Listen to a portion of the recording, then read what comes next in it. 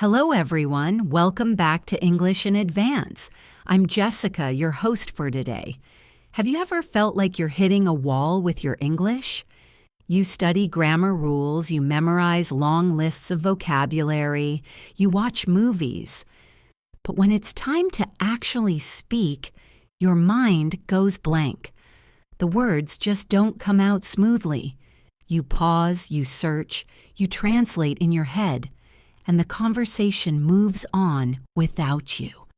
If this sounds familiar, I want you to know that you are not alone. And more importantly, it is not your fault.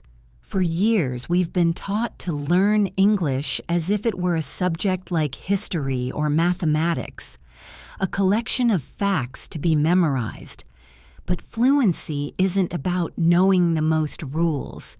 It's about how your brain uses the English you already know. The secret to speaking English fluently, confidently, and naturally isn't about studying harder.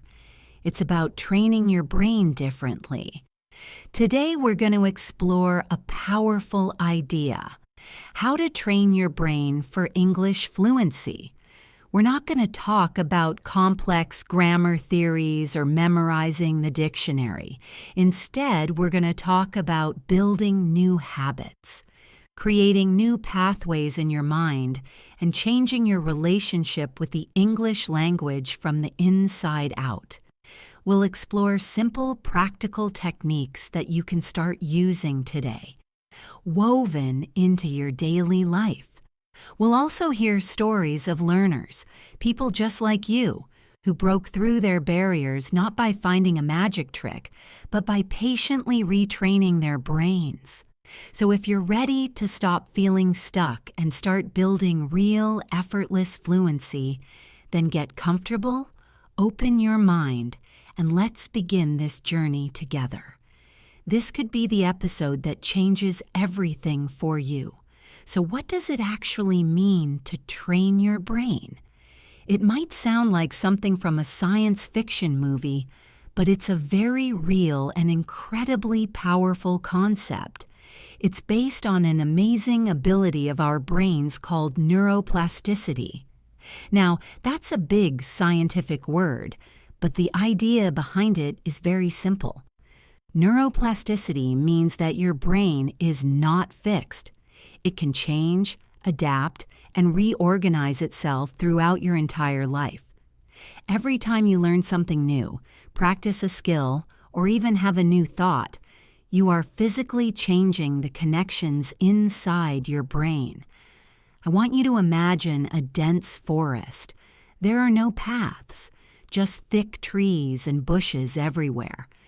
If you want to get from one side of the forest to the other, the first time is going to be very difficult. You'll have to push through branches, step over roots, and you'll move very, very slowly. But what happens if you walk that same route every single day? The first day, you leave a few broken twigs. The next day, the path is a little clearer. After a week, you've started to wear down the grass. After a month, you have a clear dirt path. After a year, that path is so wide and easy to walk that you can do it without even thinking. Learning English works in exactly the same way. When you first start, your brain doesn't have a clear English path. When you want to express an idea, your brain naturally takes the superhighway it already knows, the path of your native language. It thinks in your language first, then tries to translate, pushing through the dense forest of English grammar and vocabulary. This is why it feels so slow and difficult. But every time you practice thinking in English, listening actively, or speaking out loud, you are clearing that path. You are building and strengthening the neural connections for English. At first, it's slow. It feels unnatural. But with consistent practice, that little trail becomes a well-worn path, and eventually it becomes a superhighway. A day will come when your brain automatically chooses the English highway to express an idea without ever visiting your native language first. That is the feeling of fluency. That is what brain training is all about. I remember a student of mine, a wonderful man from Poland named Jakob. He was in his late 40s and had been trying to learn English for over 20 years. He told me with a deep sense of frustration, "Jessica, I'm just not a language person. My brain is too old. It's too late for me." He believed he was simply bad at English. He had so much knowledge in his head. He could explain complex grammar rules better than many native speakers. But when he tried to speak, he would freeze. His sentences were slow, carefully constructed, and full of long pauses. He was walking through that dense, untamed forest every single time. We decided to forget about grammar books for a while. Instead, we focused on one simple goal: to spend just 10 minutes every day creating a small English path.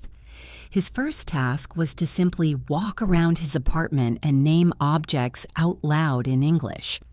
This is a table. This is a window. This is a blue cup. It felt silly at first, but he did it. Then he started describing his actions. I am making coffee. I am pouring water. I am opening the door. He wasn't studying. He was just using English.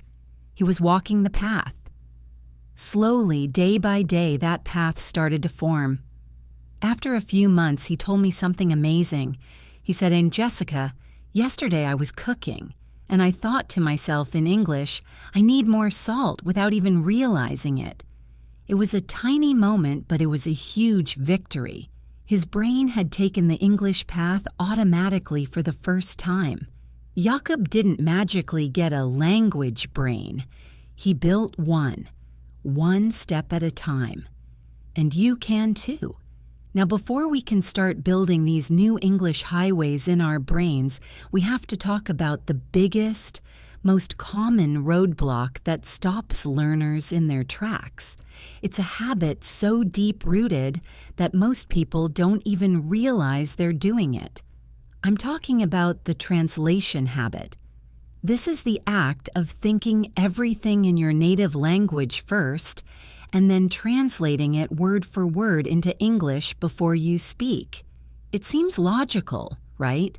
You have a thought and you just convert it.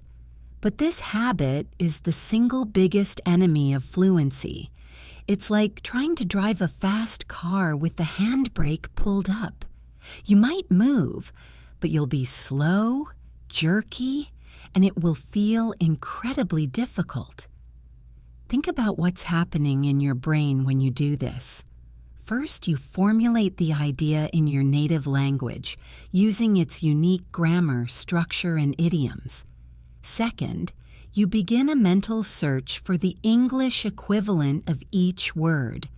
Third, you try to arrange those English words into a sentence, but you're often still using the grammar and sentence structure from your own language. And finally, after all that mental work, you try to speak the sentence out loud. This entire process can take seconds, but in a real, flowing conversation, seconds are an eternity. By the time you've prepared your perfect sentence, the conversation has already moved on. I want to tell you a story about a brilliant young woman from Brazil named Sophia. Sophia was an engineer, and her mind was incredibly sharp and logical. When she came to my class, her written English was nearly perfect. Her emails were professional, clear, and sophisticated. But in conversations, she struggled. When someone asked her a simple question like, "How was your weekend?" there would be a long, uncomfortable pause. You could almost see the wheels turning in her head. She would look up at the ceiling, her lips moving silently, and then, after what felt like a full minute, she would deliver a perfectly grammatical but robotic-sounding sentence. My weekend was satisfactory. I effectuated a visit to a museum with my family members. One day, we did an exercise where I asked students to describe their morning routine in 60 seconds without stopping. When it was Sophia's turn, she started, acordei, and then stopped, blushing. She had started in her native Portuguese without even thinking. It was a powerful moment of realization for her. She saw that her brain's default setting was Portuguese.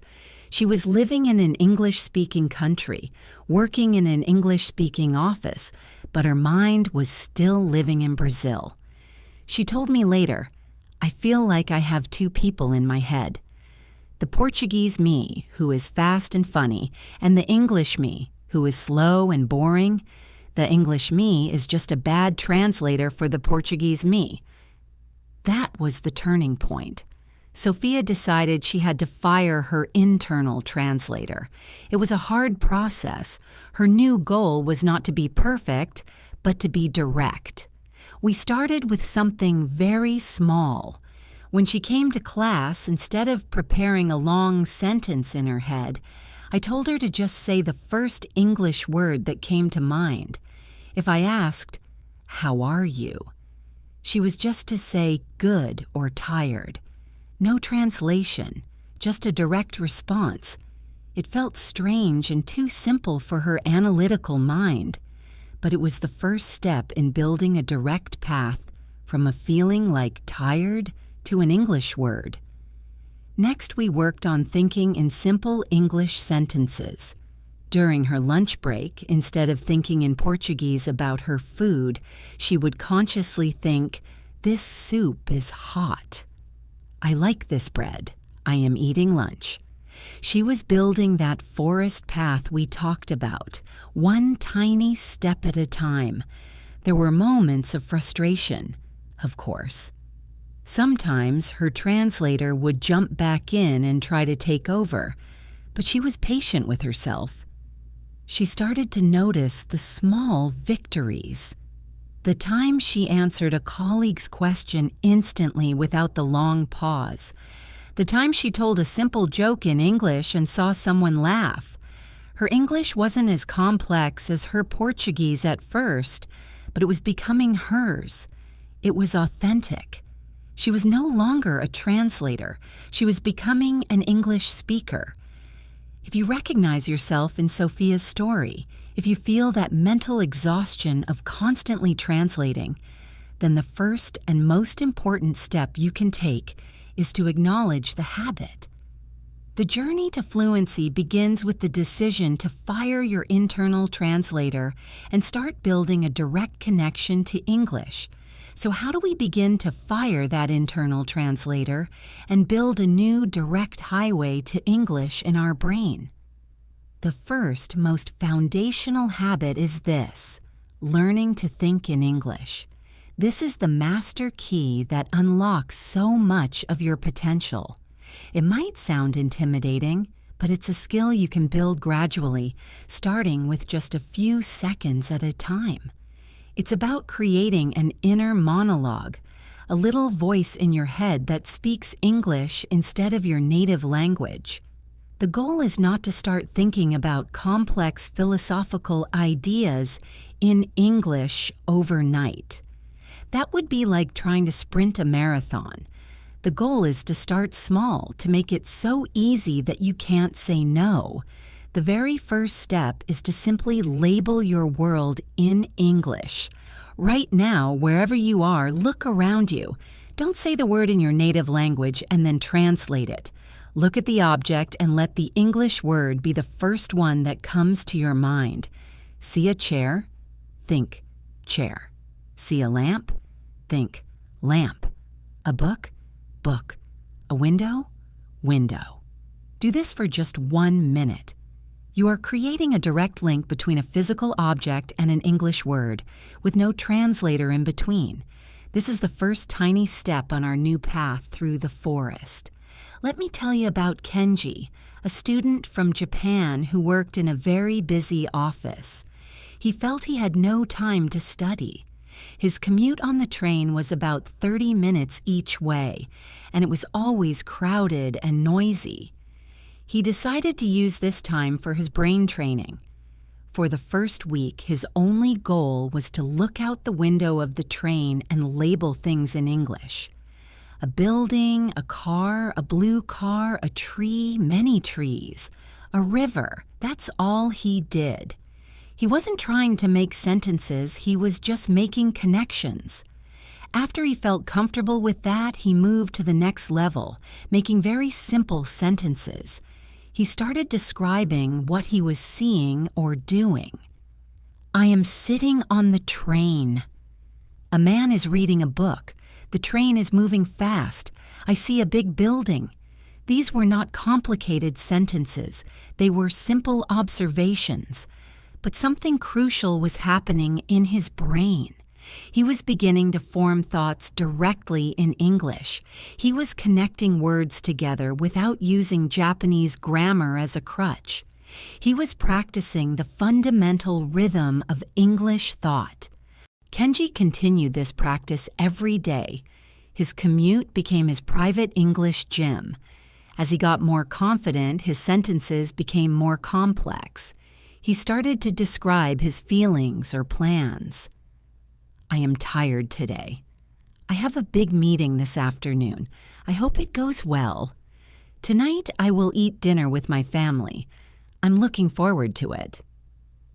He was essentially narrating his life to himself, silently, in English. He told me about a breakthrough moment he had after about 2 months of this practice. He was in his meeting and his boss asked him an unexpected question. In the past, Kenji would have panicked. His mind would have raced to find the Japanese words, translate them, and build a careful, slow response. But this time, something different happened. The answer just came out. It was a simple sentence, something like, "Yes, I think that is a good idea, but we need to check the data first." It wasn't poetic, but it was instant. It was fluent. His brain, so accustomed to the daily practice of forming English sentences on the train, did it automatically under pressure. He had built the English highway and his brain used it. This is a practice you can do anywhere, anytime. When you are cooking, think, I am chopping vegetables. The water is boiling. I am adding salt. When you are walking, think, the sun is shining. I hear birds. I am walking to the store. Start with single words. Graduate to simple sentences. Then try to connect those sentences. I am walking to the store. I need to buy milk and bread. After that, I will go home and make lunch. You are replacing your native language inner monologue with an English one, little by little. Don't worry about making mistakes. No one can hear your thoughts. This is a safe space for you to practice and play with the language. This single habit, more than any other, will break your dependency on translation and build a solid foundation for true, effortless fluency. Once you begin training your brain to think in English, the next crucial step is to train your ears. You need to be able to understand the flow, rhythm, and sounds of natural spoken English.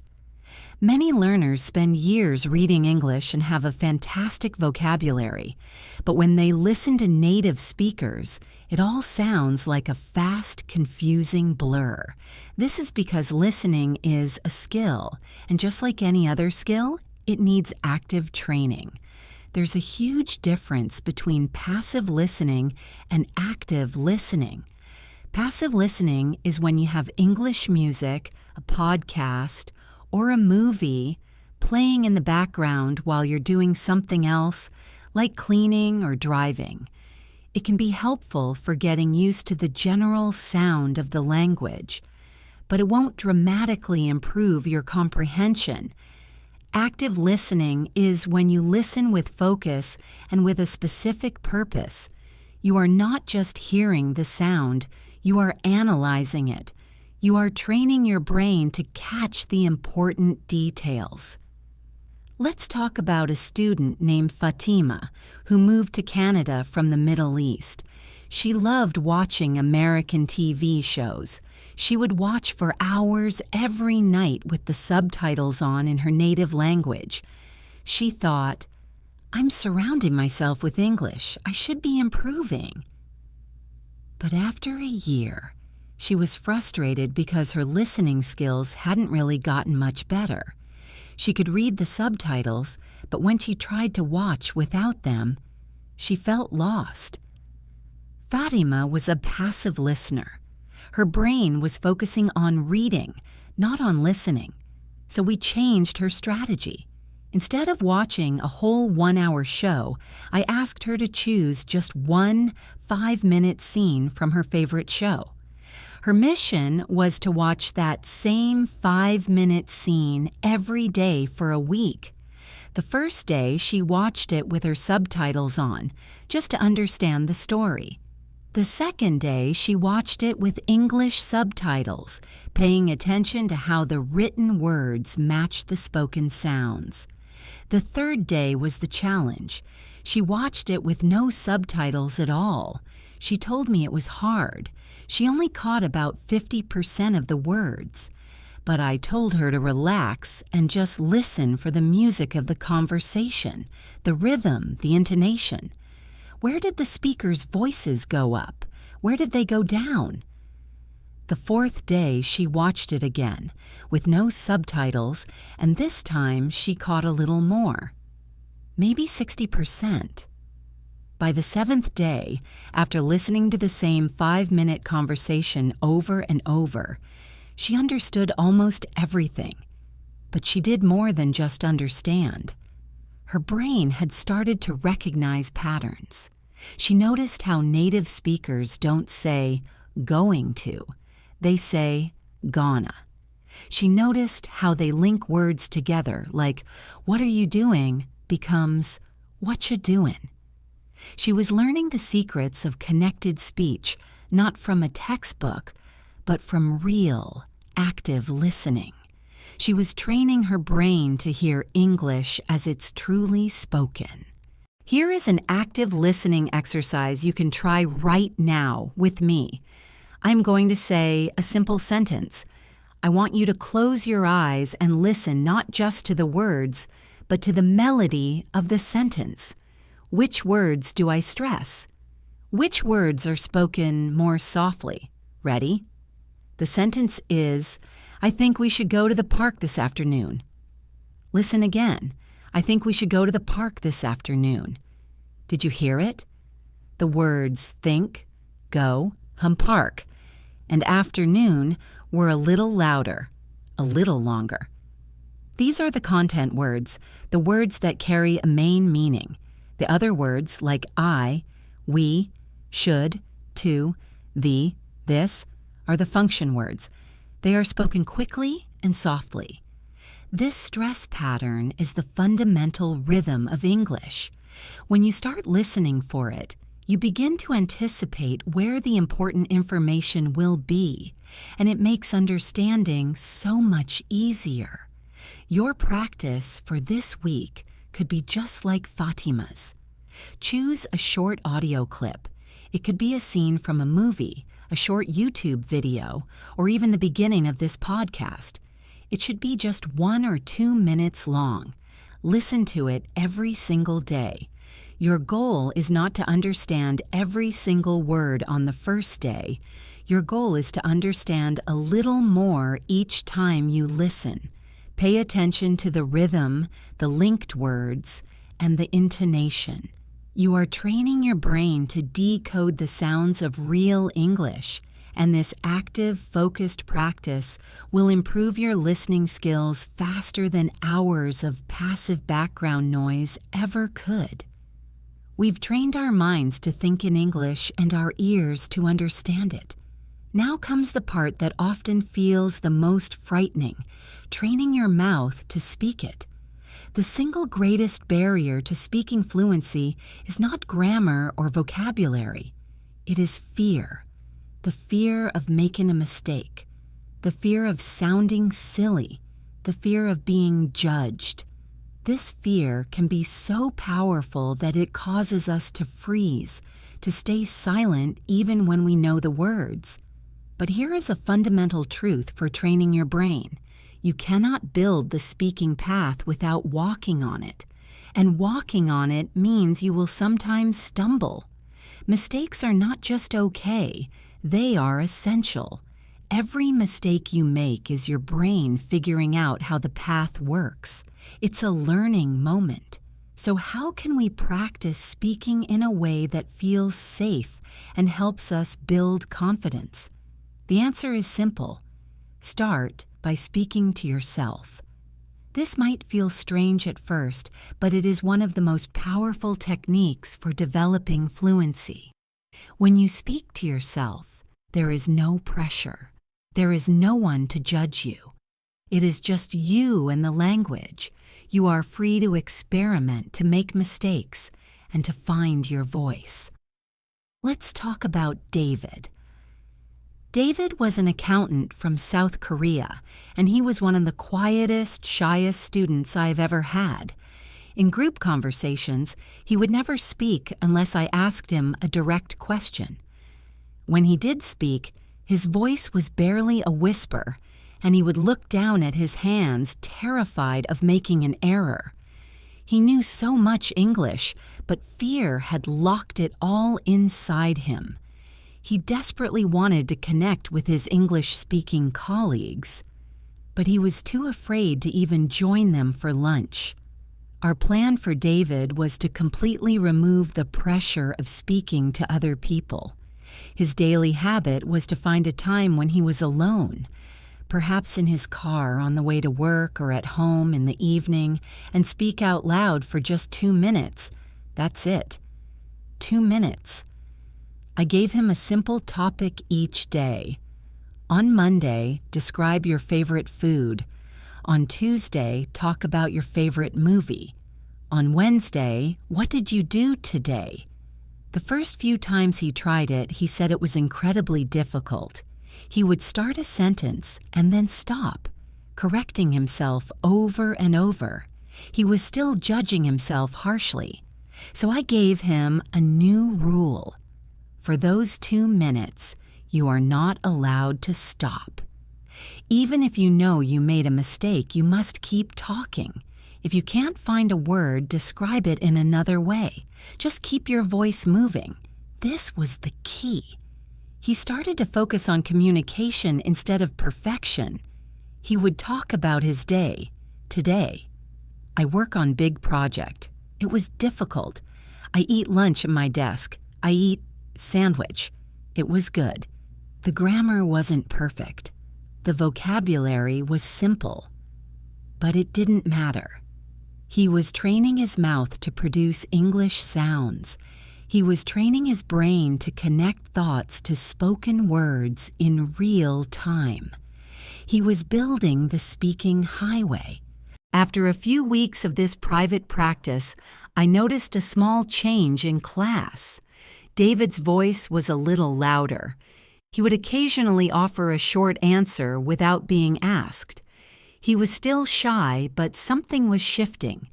The breakthrough came about a month later. He told the class a story. He said, "This weekend I went to coffee shop. I order a latte. The barista, she asked my name. I say David, and she smiles and says, 'Have a nice day, David.' And I say, 'You too.' It was a small talk, but I was not scared. The entire class clapped for him. It was a huge victory. That tiny, successful conversation in the coffee shop was built on the foundation of weeks of private, safe practice. He had walked the path alone so many times that when he needed to walk it with someone else, he could. This is your next step. Find a time and a place where you can be alone. Set a timer for 2 or 3 minutes and just talk. You can describe the room you're in. You can talk about your plans for the weekend. You can tell a story from your childhood. You can even read a short article out loud. The topic is not important. What is important is the physical act of speaking. You are building muscle memory in your mouth, tongue, and lips. You are teaching your brain to bypass the fear center and access the language center directly. Remember the rule. Don't stop. Don't judge. Just speak. This simple daily habit will dissolve your fear and build a foundation of confidence that will change the way you communicate forever. As you become more comfortable with thinking, listening, and speaking, we can introduce a technique that powerfully connects all these skills together. It's called shadowing. Shadowing is more than just listening and repeating. It's the act of listening to a native speaker and speaking at the exact same time, like a shadow following a person. You are trying to mimic everything: their pronunciation, their rhythm, their intonation, their pauses. It is one of the fastest and most effective ways to make your English sound natural and fluid. When you shadow, you are doing several amazing things for your brain at once. You are training your ears to listen intently to every nuance of sound. You are training your mouth to move in new ways, copying the physical movements required for English pronunciation. And you are creating a direct, real-time link between listening and speaking, bypassing the slow, analytical part of your brain. You're not thinking about the rules. You're feeling the music of the language and reproducing it. I want to share the story of Chloe, a fashion design student from France. Chloe's English was quite good, but she spoke with a very strong French accent and a very flat, monotonous intonation. She spoke English as if it were French, with the same rhythm and melody. This sometimes made her difficult to understand, and she was very self-conscious about it. She felt that no matter how much vocabulary she learned, she would never sound like a real English speaker. Chloe loved the American TV show Friends. She had seen every episode multiple times. We decided to use this passion for her brain training. Her task was to choose her favorite character, Rachel, and shadow her lines. She would pick a 2-minute scene. First, she would listen to it a few times to get familiar with the conversation. Then she would play the scene, and using a transcript, she would read Rachel's lines out loud along with the character. She tried her best to match Rachel's high-energy, expressive way of speaking, the way her voice went up at the end of a question, the way she emphasized certain words when she was excited or annoyed. At first, Chloe said it was like trying to pat her head and rub her stomach at the same time. It was confusing. Her mouth couldn't keep up, but she persisted. Every day, for just 10 minutes, she would practice with a new scene. She recorded herself on her phone so she could compare her speech to the original. Slowly but surely, something incredible began to happen. She started to internalize the rhythm of English. Her speech became less flat and more musical. She started to use English intonation naturally without thinking about it. The most amazing moment was when she gave a presentation in her design class. She spoke passionately about her project, and her voice was dynamic and engaging. After the presentation, her professor, who knew about her struggles, came up to her and said, "Chloe, your English has improved dramatically. You sound so much more confident and clear." Chloe told me she almost cried with happiness. The daily habit of shadowing had retrained her brain, her ears, and her mouth. It had given her not just better pronunciation, but a new level of confidence that came from sounding the way she had always wanted to. Let's try a very short shadowing exercise together right now. I am going to say a sentence, and I want you to try to say it with me at the same time. If it's too hard, you can wait until I finish and then repeat it immediately, trying to copy my intonation exactly. Ready? The sentence is, I'm really looking forward to the weekend. Let's try it again, a little faster, more naturally. I'm really looking forward to the weekend. One more. It's been such a long and busy week. Now, try to copy that feeling in your voice. It's been such a long and busy week. Can you feel the difference between just saying the words and trying to match the melody? That is the magic of shadowing. Find an audio or video clip that you enjoy with a speaker whose voice you like. It could be a TED Talk, a scene from a movie, or an interview. Start with just 1 or 2 minutes a day. Don't worry if you can't keep up perfectly at first. The goal is to practice matching the music of the language. This technique will bridge the gap between understanding English and truly sounding like an English speaker. So far, all the habits we've discussed, thinking in English, active listening, speaking to yourself, and shadowing, are things you can do on your own. But to take your fluency to the next level, it's incredibly helpful to create an environment where English is not just something you study, but something you live. This is the concept of immersive learning, and you don't need to move to an English-speaking country to do it. You can create your own personal English bubble right where you are. Immersion is about surrounding yourself with the language in a low-pressure, natural way. It's about making English a normal part of your daily landscape.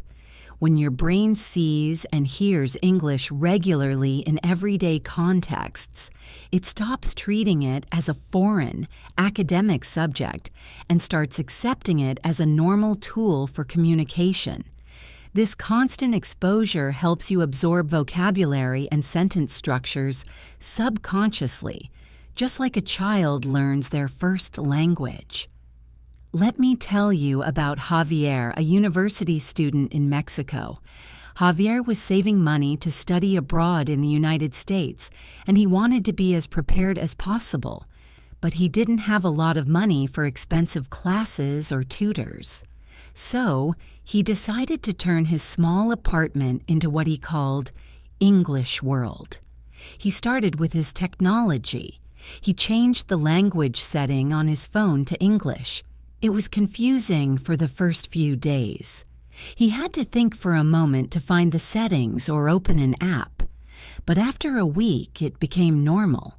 He was learning words like settings, notifications, inbox, and sent without ever opening a textbook. He did the same with his laptop and all his social media accounts. His daily digital life was now happening in English. Next, he focused on his physical environment. He got a pack of sticky notes and started labeling things all over his apartment. On his mirror, he put a note that said, "Mirror." On the refrigerator, "Refrigerator." On his favorite coffee mug, "Mug." Every time he saw an object, he also saw the English word for it. It was a constant, gentle reinforcement. His friends thought it was a bit strange, but Javier didn't care. He was building his bubble. Then he changed his entertainment habits. He loved listening to music, so he created a playlist of only American and British artists. He didn't try to understand every word of the lyrics at first. He just let the sounds and rhythms wash over him during his day. When he watched movies or series on Netflix, he made a new rule for himself. He would always watch, with English audio and English subtitles. This was a powerful combination. His ears were hearing the words, and his eyes were seeing them at the same time, strengthening the connection in his brain. Javier told me the most impactful part of his English world was how it changed his mindset. He said, Before, English was something I had to do for an hour a day. It was a task. Now it's just everywhere. It's the language of my phone, my music, my entertainment. It feels less like studying and more like living. When he finally did go to the United States, his transition was so much smoother than he expected. He was already used to hearing and seeing English all around him. He wasn't shocked by the speed of conversations because he'd been listening to them in his movies for months. He already knew a lot of everyday vocabulary because he had been living with it on his sticky notes and his phone. You can start building your own English bubble today. Here are a few simple ideas. Change the language on your phone. It's a small change that has a big impact.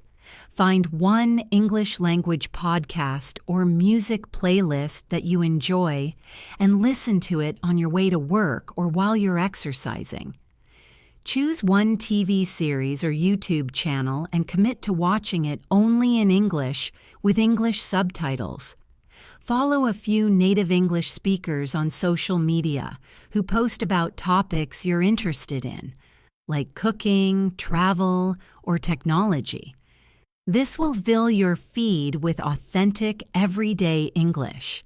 The key is to integrate English into activities you already do and enjoy. Don't think of it as adding more work to your day. Think of it as upgrading your existing routines with an English layer. By creating this immersive environment, you are telling your brain that English is relevant, useful, and a normal part of your life. This constant, gentle exposure will accelerate your learning in ways that formal study alone never can. As we continue to explore how to train our brains, there's another fascinating layer we need to consider: the powerful connection between emotion and memory.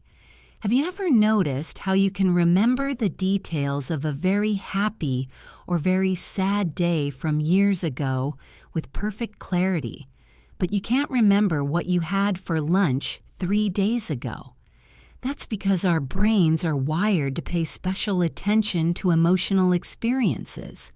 When an event is tied to a strong feeling, whether it's joy, surprise, humor, or sadness, our brain marks it as important and stores it in our long-term memory much more effectively. We can use this natural feature of our brains to make learning English more powerful and lasting. Many learners try to memorize vocabulary by rote, repeating a word and its definition over and over. This is like trying to make a memory out of dry, boring data. It's difficult, and the memory often doesn't stick. A much more effective way is to attach a new word or phrase to a personal story, a funny image, or a strong feeling. Let's think about a student named Anna. Anna was a nurse from Russia, and she had a very practical, scientific mind. She was trying to expand her vocabulary by using flashcard apps. Every day, the app would show her 20 new words. She would spend hours trying to memorize them, but a week later, she had forgotten most of them. The words were just abstract concepts with no connection to her life. She was feeling incredibly frustrated. We decided to try a completely different approach. I told her to ditch the flashcard app and start a story journal for new words. Whenever she encountered a new word she wanted to learn, her task was not to just write down the definition, but to write a short, personal sentence or story about it. For example, she learned the word breathtaking. Instead of writing breathtaking, extremely beautiful, or amazing, she thought for a moment. She remembered a trip she had taken to the mountains with her family. She wrote in her journal, "When we finally reached the top of the mountain, the view was absolutely breathtaking. I could see the whole valley below, and I felt so small and peaceful. Now, the word breathtaking was no longer just a definition. It was linked to a beautiful memory, a feeling of peace, and the image of a mountain view. Her brain marked it as important. She did this with other words. For the word hilarious, she didn't just write very funny. She wrote about a time her little brother told a joke at dinner that made everyone laugh so hard they cried. She wrote, "My brother's story was hilarious."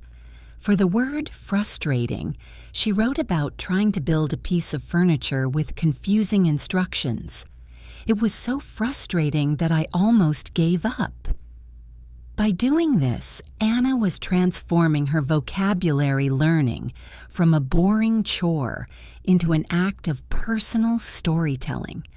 She was connecting the logical part of her brain, the language, with the emotional part, the memories. And the results were astounding. She remembered the new words with ease because when she thought of a word, she didn't just see a definition. She saw a story. She felt a feeling. You can start doing this right away. The next time you learn a new English word, don't just write it down. Take an extra 30 seconds to connect it to your life. Can you think of a memory associated with this word? How does this word make you feel? Can you create a funny or strange mental image to help you remember it? For example, for the word enormous, you could imagine an elephant trying to ride a tiny bicycle. The sillier the image, the more memorable it will be. Make your learning personal. Make it emotional. Make it fun. When you learn a new phrase like over the moon, which means extremely happy, don't just memorize it. Think about a time you felt that way. Maybe when you got a new job or achieved a difficult goal. Say it out loud. "When I passed my exam, I was over the moon." You are weaving English into the fabric of your own life story. This emotional connection is the glue that will make the language stick in your brain, turning vocabulary from a list of words to be memorized into a rich palette of colors you can use to express your unique life and personality. We've covered so many practical habits and techniques for training your brain, but there is one final piece of the puzzle that underpins everything else. It's not a technique you practice for 10 minutes a day. It's the mindset you carry with you every moment of your learning journey. It is the engine that drives your brain's ability to change and grow. I'm talking about adopting a growth mindset. This powerful idea was developed by the psychologist Carol Dweck. She discovered that people generally have one of two mindsets about their abilities. The first is a fixed mindset. People with a fixed mindset believe that their intelligence and talents are innate, fixed traits. You're either good at something or you're not. You have a language brain, or you don't. When they face a challenge or make a mistake, they see it as evidence that they lack talent. It feels like a failure, a judgment on their core ability. The second is a growth mindset. People with a growth mindset believe that their abilities can be developed through dedication, effort, and learning. They don't see challenges as threats. They see them as opportunities to grow. They don't see mistakes as failures. They see them as valuable feedback and essential parts of the learning process. They believe that their brain is like a muscle. The more they use it, the stronger it gets. Now, which mindset do you think is more powerful for learning English? Of course, it's the growth mindset. If you have a fixed mindset and you believe, "I'm just not good at English," you are telling your brain not to even try to build those new paths. You are essentially closing the door to neuroplasticity. But if you have a growth mindset and you believe, "I can get better at English with consistent practice," you are opening that door wide. You are giving your brain permission to change, to build those highways, and to grow. Let me tell you one last story about a man named George. George was in his early 60s when he retired. He'd always dreamed of traveling the world, but he was held back by one thing. He only spoke his native language, Greek. He decided to learn English, but he was filled with doubt. All his life he had heard people say, "You can't teach an old dog new tricks." He believed his brain was too old, that the window for learning a language had closed for him decades ago. This was a classic fixed mindset. He enrolled in a beginner's class, and it was very difficult for him. The younger students seemed to pick things up much faster. He would forget words moments after learning them. He would make the same grammar mistakes over and over. After a few weeks, he was ready to quit. He told his teacher, "It's no use. My memory is terrible. I'm too old for this." His teacher, a wise woman, didn't tell him he was wrong. Instead, she asked him to try a small experiment.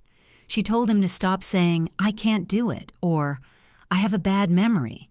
Instead, whenever he felt that way, he had to add one simple word to the end of the sentence, yet. So "I can't speak in full sentences" became "I can't speak in full sentences, yet." "I don't remember this word" became "I don't remember this word, yet." "I'm not good at this" became "I'm not good at this, yet." This tiny change in language started a huge change in George's mindset. The word "yet" opened up the possibility of future growth. It transformed a statement of failure into a statement of progress on a journey.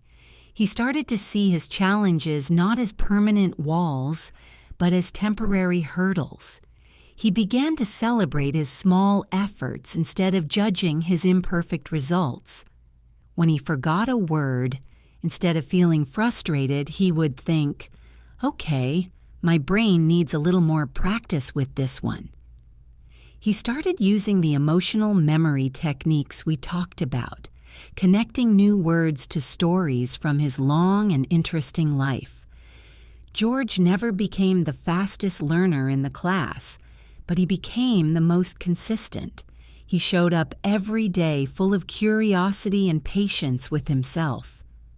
2 years later, George sent his teacher a postcard from London. It was written in simple but clear English. He wrote, "I am here. I ordered my own food in a pub. I asked a stranger for directions. They understood me. Thank you for teaching me the most important English word yet." Your mindset is the soil in which all the seeds of your learning will grow. If the soil is hard and fixed, nothing can take root. If it is open and nurtured with a growth mindset, anything is possible. So pay attention to the voice in your head. When you hear it saying, "I'm not good enough" or "this is too hard," gently correct it. Add the word "yet." Remind yourself that every challenge is making your brain stronger. Believe in your ability to grow, and you will give your brain the fuel it needs to achieve incredible things. We've journeyed through some powerful ideas today, from understanding the science of neuroplasticity to adopting the habits and mindset needed to truly train your brain for English. We've learned that fluency isn't a magical talent, but a skill built through consistent, intelligent practice. Now, let's bring it all together. How can you take all these ideas and turn them into a simple, practical plan that you can start using tomorrow? The key is not to try to do everything at once. That would be overwhelming. The goal is to create a short, sustainable daily routine that touches on the core skills. Think of it as your daily brain training workout. It doesn't need to be long. Even 15 to 20 minutes of focused effort every day is far more effective than a 3-hour study session once a week. Here's a sample 20-minute daily routine you can adapt for yourself. The first 5 minutes, the English wake-up. As soon as you start your day, before you even look at your phone or talk to anyone, activate your English brain. Spend these 5 minutes doing your inner monologue practice. As you make your bed, prepare your breakfast, or get dressed, describe what you are doing in simple English, either in your head or in a quiet whisper. I am getting out of bed. The room is a little cold. I'm going to the kitchen now. I want to make some coffee. You are setting the intention for the day and gently waking up the English pathways in your brain. The next 10 minutes, active training. This is your core practice for the day. Choose one of the active techniques we discussed. Don't try to do them all. Maybe on Mondays and Wednesdays, you focus on active listening and shadowing. You take a 2-minute clip of a podcast or video and work with it, listening multiple times, then shadowing the speaker. On Tuesdays and Thursdays, your focus could be on active speaking. You set a timer and speak to yourself for a few minutes about a specific topic, or you do the story journal exercise, connecting new vocabulary to your personal memories. On Fridays, you could focus on immersion, perhaps reading an article on a topic you love, or watching a new video from a YouTube channel you follow. By rotating your focus, you keep things interesting and train different parts of your brain. The final 5 minutes, review and connection. End your session with a quick review. What is one new word or phrase you learned today? Your goal is to use it immediately. Send a text message to a friend using the new phrase. Write a comment on a social media post, or simply say it out loud in a few different sentences. This final step helps to move the new knowledge from your short-term to your long-term memory. You are telling your brain, this is important. I'm going to use this, and that's it. A simple, balanced 20-minute workout. It's short enough to fit into even the busiest schedule, but powerful enough to create real, lasting change when done consistently. Remember to track your progress, not by how much you learned, but by whether you showed up. Put a check mark on your calendar every day you complete your workout. That chain of check marks will become a powerful motivator, and above all, be kind and patient with yourself. There will be days when you feel tired. There will be days when the words don't come easily. That's normal. On those days, just do a shorter version. Even 5 minutes is a win. The goal is not perfection. The goal is consistency. You are not running a sprint. You are walking a long and beautiful path. Every single step you take, no matter how small, clears that path a little more, making the journey easier and more enjoyable the next day. As we come to the end of our time together today, I want to leave you with one final thought. The journey to English fluency is not about changing who you are. It's about adding a new wonderful dimension to who you are. It's about giving yourself the ability to connect with millions of new people, to explore different cultures, to access a world of new knowledge, and to express your unique thoughts and feelings in a new way. You have learned today that your brain has an incredible, innate capacity to learn and change. You are not bad at English.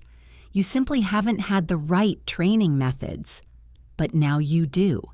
You have the tools to fire your internal translator, to think directly in English, to train your ears, to speak with confidence, and to build an immersive world of learning around you.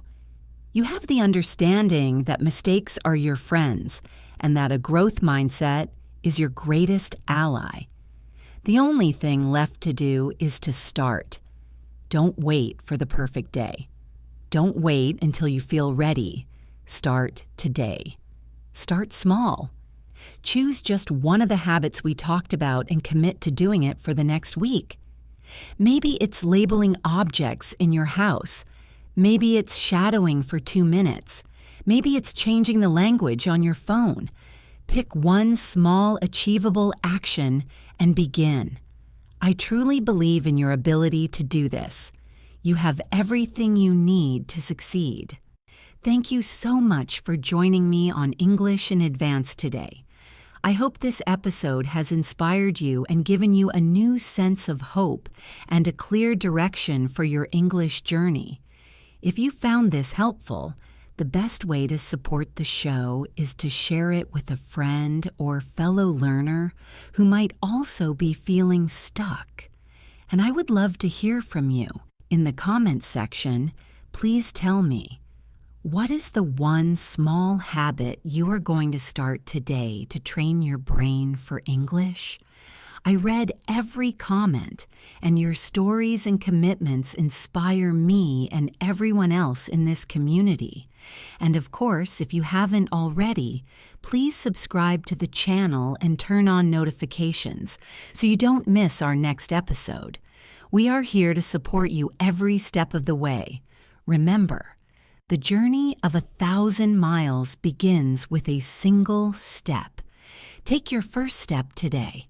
Until next time, keep learning, stay curious, and be patient with your wonderful changing brain. I'm Jessica, and I'll talk to you soon.